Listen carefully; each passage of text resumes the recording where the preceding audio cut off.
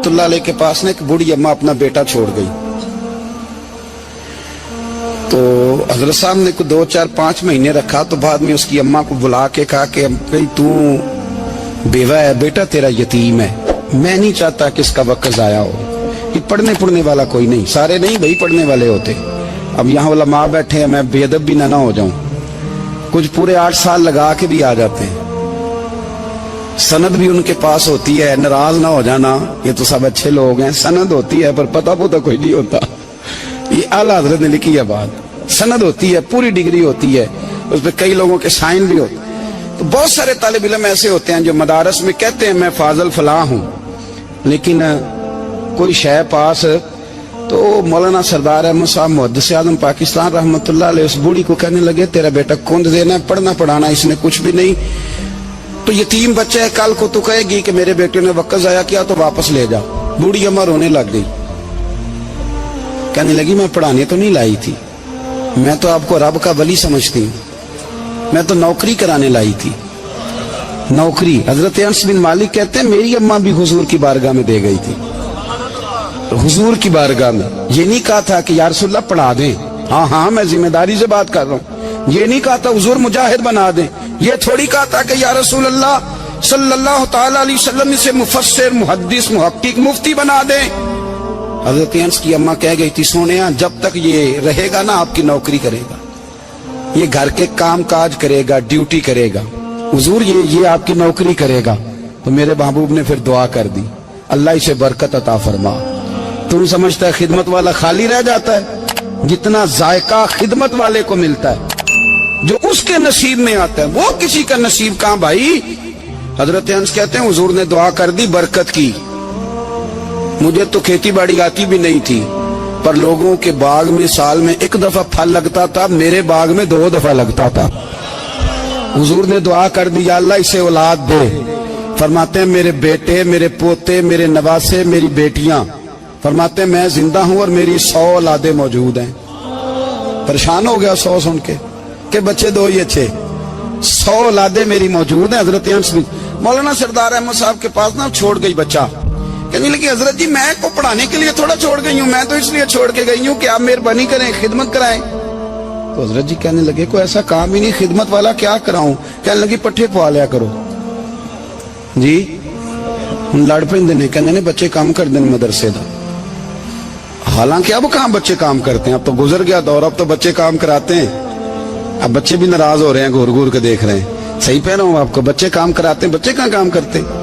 कहने लगी ये चारा डाले करेगा आपकी भैंसों को। तो हजरत ने उसको कहा कि बीबी चारा मेरी भैंसों को डालने के लिए मैंने बंदा रखा हुआ है, तो जा ले जा। कहने लगी हाथ बांध के हुजूर मेहरबानी करें रख ले, चारा डालेगा। और पुत्र तवज्जो से चारा डालना हजरत की भैंसों को।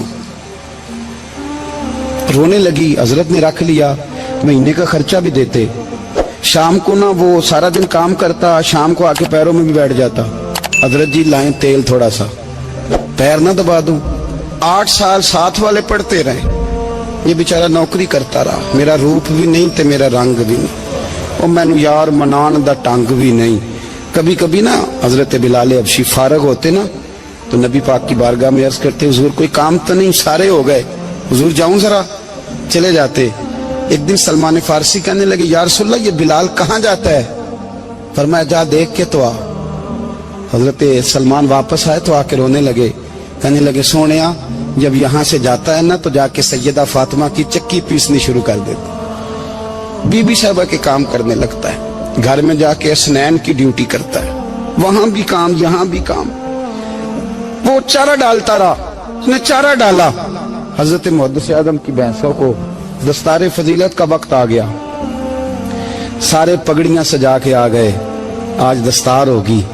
ये ना पीछे होके बैठ गया, चूंकि पढ़ा ही नहीं था तो दस्तार का है कि दस्तार तो उसकी जो पढ़ेगा, हमने तो पढ़ा ही नहीं, हमने तो यार पढ़ा, घर पढ़ा, ड्यूटी करी। हजरत मुहद्दिस आज़म रहमतुल्लाह अलैह के यहाँ जब ऐलान होने लगा ना कि अब दस्तार होगी, तो हजरत ने पहला ऐलान उसका फरमाया।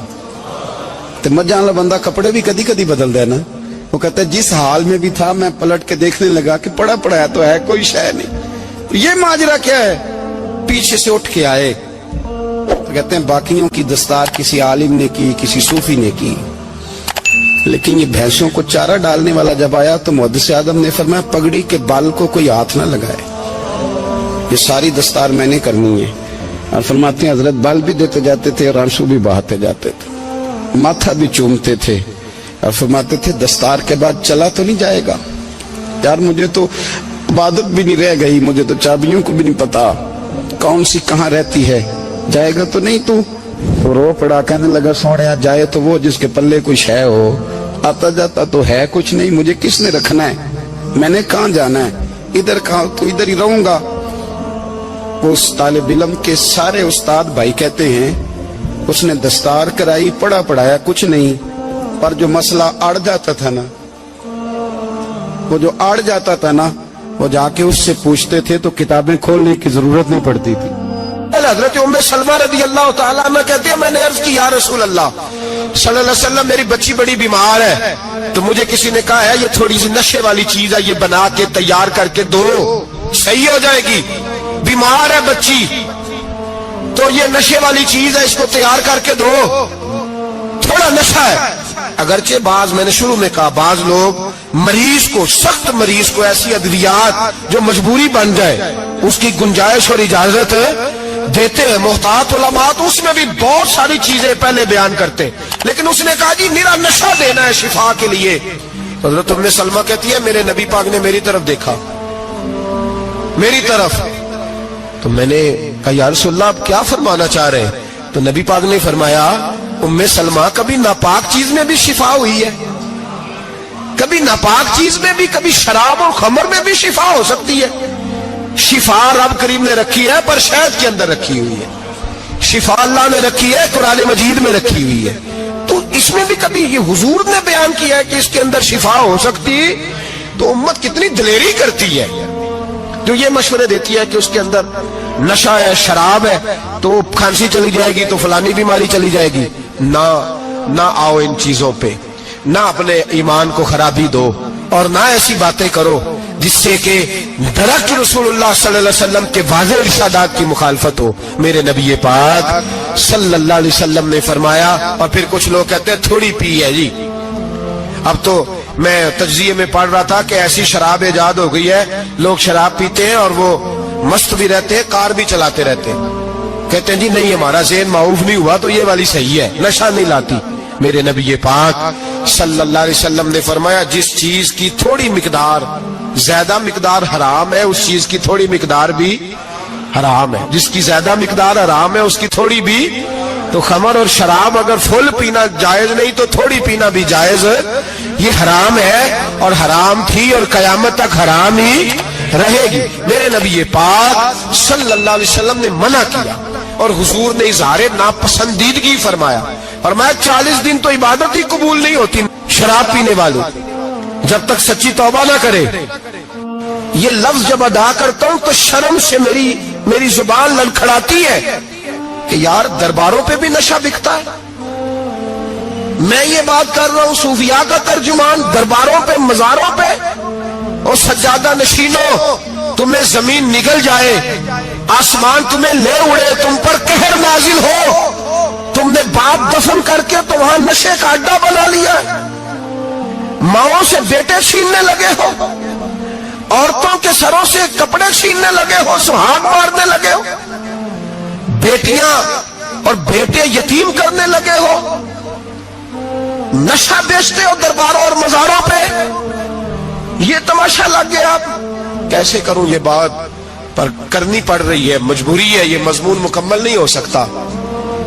बंद कर दे वो दरबार, हमें नहीं चाहिए जिन दरबारों पे नशा बिकता है। मैं जिम्मेदारी से कह रहा हूं, बात रिकॉर्ड हो रही है।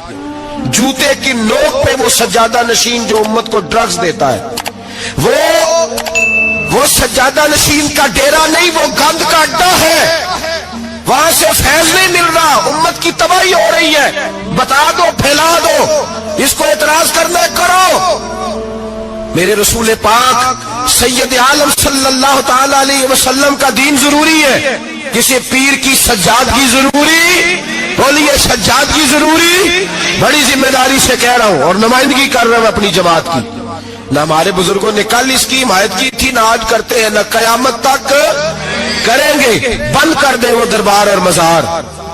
بزرگ دنیا میں یہ کام کرنے آئے تھے، اور ہماری سوچ اتنی گر گئی ہے، اتنے ہم کمزور ہو گئے۔ کہتے ہیں جب اس کو چڑھ جاتی ہے تو پھر بڑی معرفت کی باتیں سناتا ہے۔ تجھے شرم نہیں آئی اللہ لفظ کہتے ہوئے؟ اب نشئی تجھے معرفت سکھائے گا؟ اب تو شرابی سے، بھنگی چرسی سے دین سیکھے گا؟ کہتے ہیں اس نے پی ہوئی تھی، چڑھی ہوئی تھی، میں بات کر دی تو میرا کام بن گیا۔ اتنی گندی اور میلی سوچ صاحب ایمان کی ہوتی ہے، تو اب نشیوں سے جا کر دعائیں کرائے گا؟ سن، میرے نبی پاک صلی اللہ علیہ وسلم نے فرمایا جو شراب پی لے، نشہ کر لے، اس کی تو 40 دن تک عبادت رب قبول نہیں فرماتا۔ تو کہتا چڑھی ہوئی تھی تو اس نے دعا کر دی، تجھے شرم ہی نہیں آئی بات کرتے؟ حیا ہی نہیں کیا تو نہ جملہ بولتے؟ یہ کوئی تصوف اور طریقت ہے؟ جاؤ اٹھا کے لے جاؤ۔ ایسی کوئی تصوف اور طریقت ہمیں نہیں چاہیے، ہمیں وہ والی طریقت چاہیے جس میں خدا کے قرآن کی بات ہوتی ہے اور محمد مصطفیٰ کے فرمان کی بات ہوتی ہے صلی اللہ علیہ وسلم۔ تو بھائی یاد رکھو، یہ کوئی طریقہ نہیں۔ ایک مزار ہے، مجھے ایک صاحب کہنے لگے آ جائیں یہاں بھی فاتحہ پڑھیں۔ میں نے کہا یہاں کیا ہے؟ کہنے لگے تھے تو بابا جی نشہ وشہ کرتے، پر اب سنا ہے لوگوں کی منتیں بڑی پوری ہوتی ہیں۔ مجھے جذبات بڑے کم آتے ہیں۔ میں نے اس آدمی کو گریبان سے پکڑ لی، میں کہ ادھر ہٹ، وہ تو نشہ کرتا تھا اور تو جاتا تھا، تیری یہ کیسے طاقت ہوئی؟ تو نے مجھے مشورہ دے دیا ہے، تو ہمیں کمزور سمجھتا ہے؟ ہم کمزور ایمان کے لوگ ہیں، اور میں یہاں تجھے کہوں گا نہیں نہیں میں یہاں نہیں جاتا، میں وہاں جاتا ہوں۔ بالکل کوئی لگی لفٹی بات نہیں، کھری بات۔ تصوف وہ، دربار وہ جہاں قرآن پڑھا جائے اور رسول اللہ کی حدیث سکھائی جائے، باقی کوئی مطلب نہیں کسی قسم کا۔ میں داتا صاحب کبھی جاؤں نا جلسہ کرنے کسی کام سے، کسی تقریب میں، تو میں داتا صاحب کے مزار پہ نہیں جاتا۔ میں کہتا ہوں یار یہ یرانہ نہیں کہ بندہ کسی کام آیا تھا تو فاتحہ پڑھ لی، واپس چلو۔ گکھڑ سے اسپیشل آئیں گے داتا صاحب کے مزار پہ حاضری دینے، اور میرے سنگی گواہ ہیں کہ میں اسپیشل ٹائم نکال کے بہت سارے کام چھوڑ کے اسپیشل جاتا ہوں، اور میں مراد ماننے نہیں جاتا، میں داتا صاحب کا شکریہ ادا کر دے جاتا ہوں۔ میں ان سے کہتا ہوں حضور آپ کی مہربانی، آپ یہاں آئے تو ہمارے بڑے بھی رسول اللہ کے غلام بن گئے۔ میں تو سلام عقیدت پیش کرنے جاتا ہوں، ہم مزارات پر جانے کے قائل نہیں، بلکہ ہماری تو عقیدت کا درجہ ہی مکمل نہیں ہوتا جب تک ہم مزار پہ سلام نہ کریں۔ پر مزار داتا صاحب کا، مزار خواجہ معین الدین اجمیری کا، مزار غوث اعظم جیلانی کا، مزار محدث اعظم مولانا سردار احمد کا، مزار اولیاء کا، مزار میاں شیر محمد شرف پوری کا، مزار رب کریم کے بندوں کا۔ بھنگیوں چرسیوں کے مزار نہیں ہوتے، اور نام ان مزارات کے قائل ہیں، بالکل قائل نہیں ہم۔ میں تھوڑے دن پہلے لاہور گیا تھا، تو میں کار میں میاں صاحب میاں شیر محمد شرف پوری کا ذکر کر رہا تھا۔ میں اپنے دوستوں سے کہہ رہا تھا یار بہت بڑا بابا ہوا ہے، تو مجھے کہنے لگی کرامت کیا ہے؟ میں نے کرامت یہ ہے کہ ساری زندگی سنت کا درس دیا ہے۔ تو مجھے کہنے لگے آپ کبھی گئے نہیں؟ میں نے کہا میں اسپیشل گیا تھا، اور تھوڑے دنوں کے بعد پروگرام بناؤں گا تو میں ساتھ لے کے جاؤں گا۔ ہم مزارات کے قائل ہیں، حاضریاں دیں گے مزاروں پہ، لیکن بھنگیوں چرسیوں کے مزاروں پر جانے کے قائل ہیں؟ زور سے بولے، یہاں جانے کے قائل ہیں؟ کوئی عقیدہ نہیں ہے ہمارا۔ نشہ بکے گا اب مزاروں پہ، اب یہ تصوف ہوگا وہاں، یہ طریقت ہوگی؟ اور ملت پر رحم کھاؤ خدا را۔ اگر تمہارے قومی ادارے کہتے ہیں رپورٹ کرنے والے کہ 70 لاکھ پاکستانی نشہ کرتا ہے، تو کیا تمہیں یہ نہیں پتا کہ نشہ بیچتا کون ہے؟ کیا تمہیں یہ نہیں پتا کہ ڈرگز کا کاروبار کون کرتا ہے؟ اگر تمہیں یہ پتا ہے تو کیا یہ خبر نہیں تمہیں کہ ان رگوں پر یہ خون اتارتا کون ہے؟ میں اپنے بزرگوں سے معذرت کے ساتھ، نشے کا آغاز، ناراض تو نہیں ہو جائیں گے بزرگ، نوجوانوں کو میں لتاڑ لیتا ہوں لیکن بزرگوں کی عزت کرنا سنت ہے، تو میں بزرگوں سے معذرت کے ساتھ یہ یوں سمجھ لیے خوگرے حمد سے تھوڑا سا گلا بھی سن لے۔ نشہ سگریٹ سے شروع ہوتا ہے، سگریٹ سے۔ میں تمباکو کو حرام نہیں کہتا، یہ فتویٰ نہیں دے رہا۔ تمباکو کا حکم وہی ہے جو مولی کا ہے، جو کچے پیاز اور لہسن کا ہے، کہ آپ جب کھا لیتے ہیں تو منہ سے بدبو آتی ہے، تو آپ مسجد میں آئے تو آنے سے پہلے مسواک کریں، منہ صاف کریں، پھر آپ آ جائیں۔ تو جائز ہے, مکروہ ہے لیکن حرام ہے. لیکن تمباکو سے آگے جب حالات بڑھتے ہیں, تجزیہ نگاروں نے لکھا ہے کہ ہمارے پنجاب کے کچھ علاقوں میں اب سگریٹ سے نکال کے نا, پہلے بھی بھرتے تھے لوگ اس میں بڑا کچھ, اب پتہ ہے کہ نیا نشہ ایجاد کیا, اب اس کے اندر چرس بھی بھرتے ہیں اور چھپکلی کو مار کے سکھا کے خشک کر کے اس کو پیس کے وہ ساتھ نشے کے ملاتے ہیں, اور اس کا حال یہ ہوتا ہے کہ آدمی کو زیادہ نشہ ہوتا ہے, اور کہتے ہیں وہ اتنا گند ہے کہ وہ آدمی کسی کو دانت بھی لگائے گا تو وہ بندہ بھی بیمار ہو جائے گا. کیا یہاں لوگ اسپرٹ نہیں پیتے آپ کے ملک میں؟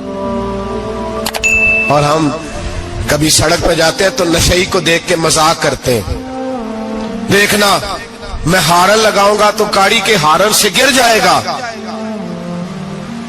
لیکن تجھے پتا نہیں کہ یہ کسی ماں کا بیٹا ہے, پتہ نہیں کسی بیوی کا شوہر ہے. ایک ہمارے دوست ہیں, بزرگ ہیں, ان کا داماد فوت ہو گیا, نشہ کرتا تھا, تو میں تعزیت کرنے ان کے گھر پہنچا تو کھڑے ہو گئے ہاتھ باندھ کے, کہنے لگے حضرت صاحب باقی ساریاں گلاں چھڑ دیو, صرف نشے تے تقریر کریا کرو. وہ جب جیتا تھا تو تب بھی اس کے بچے یتیم ہی تھے, یتیم ہی تھے. میری بیٹی جب میرے گھر آتی تھی اور میں اپنے پوتوں کے اترے کپڑے اسے پہننے کو دیتا تھا تو میرا کلیجہ پھٹتا تھا, اور میری بیٹی اس کی زندگی میں بھی بیوہ کی زندگی گزار رہی تھی.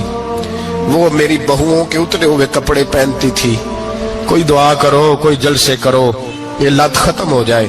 اور کہنے لگا اب میرے وہ چلا تو گیا ہے, دادا دادی اس کے پہلے کوئی نہیں, چچا ہے کوئی نہیں, جب تک تو میں زندہ ہوں ان نواسوں کو کوئی روٹی کا لقمہ, کوئی کپڑا مل جائے گا, لیکن سوچتا ہوں میں بوڑھا ہوں, مر گیا تو ان کو کوئی پوچھے گا بھی نہیں, کون ان کی خبر.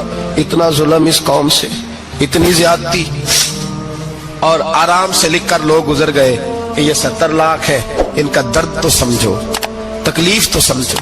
7 فٹ کا سونا جوان اور نشے کا عادی ہے تو کسی نالی میں پڑا ہوا ہے.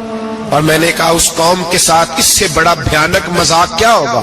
کوئی دانشور تھا بڑا ظالم, اس ظالم سے کوئی مشورہ لینے آیا, اس نے آ کے کہا تو بڑا ظالم ہے, بڑے کڑوے مشورے دیتا ہے, میرا ایک دشمن ہے, میں اس سے بدلہ لینا چاہتا ہوں, میرا دل کرتا ہے اس کا بچہ قتل کر دوں تاکہ وہ تڑپے. تو ظالم نے کہا اسے قتل نہ کر, وہ تو اس کا باپ 2-4 مہینے رو کے چپ کر جائے گا, پھر میں سخت سزا دینا چاہتا ہوں, مشورہ دے. تو اس نے کہا اس کے بچے کو نشے پہ لگا دے, جس کا بچہ نشہ کرے گا وہ باپ روز مرے گا, روز جیے گا, وہ ماں روز مرے جیے گی, نشے پہ لگا دے. اس قوم کے ساتھ سب سے بڑا ظلم یہ ہوا کہ ملت کا جوان نشے پہ لگ گیا, ڈرگز پہ لگ گیا. اتنے تباہ حالات ہوئے کہ جوان چڑھتی جوانیاں, اماں نے کتاب دے کے بھیجا تھا, اور کالج سے واپس آئے تو نشے کے ٹیکے ہاتھوں میں پکڑے ہوئے, ٹیکے. اور آپ کے اس ملک کے اسلام آباد میں ایک دن میڈیا نے وہ خبر بھی وائرل کی اور وہ چیز بھی دکھائی لوگوں کو, 3 مہینے کا بچہ لے کے نشئی سڑک پہ آ گیا. اس نے کہا میرا نشہ ختم ہو گیا, میرا بچہ خرید لو, 2 پڑیاں دے دو. تو وہاں بیبیاں جو سن رہی تھی وہ بھی چیخیں مار کے رو رہی تھی. یہ ظلم کیا اس قوم کے ساتھ, اور کرپشن کی لعنت نے اجازت دی سپلائی کرنے والوں کو کہ گلی گلی بھیجے, گلی گلی. انہوں نے کچھ تھوڑا ظلم نہیں کیا ان حکمرانوں نے. اور ہماری اپوزیشن, اس کو نہ صرف اتنا پتا ہے کہ یہ جائیں اور ہم آئیں, اس سے زیادہ کوئی غرض نہیں. بھائی کرپشن کے خلاف نکلے ہو تم, نشے کے خلاف کس دن نکلو گے, جوئے کے خلاف کس دن, قوم تو مر رہی ہے نشے سے, اس کے خلاف میدان میں کب آؤ گے. صرف اتنا ہے کہ یہ جائیں اور ہماری باری آئے, اس سے زیادہ کچھ نہیں. جتنے مجرم وہ ہے اتنے ہی تم بنتے جا. سویرے سویرے نا میری والدہ, آپ کو پتہ ہے دیہاتوں میں سب نے بھینسیں رکھی ہوتی تھی, تو اماں جی یعنی وہ سویرے اٹھ کے دودھ رڑک کے اور پھر وہ جب مصلی بچھاتی تھی, تب میں سمجھتا تھا کہ یہ تکلفات ہیں, چونکہ جب بندہ پڑھ دیتا ہے نا پھر اسے گنجائشوں کا بھی پتہ چل جاتا ہے. میں سمجھتا تھا یہ تکلفات ہیں کہ وہ پہلے کپڑا بچھاتی, مصلی بچھاتی, پھر پیالے میں پانی لا کے پاس رکھتی, پھر وہ جناب اس پہ پڑھنا شروع کرتی، پھر وہ ریل، اور پھر ریل کے یہ جو حافظ ہوتے ہیں نا ہمارے، یہ پھر زیادہ نہیں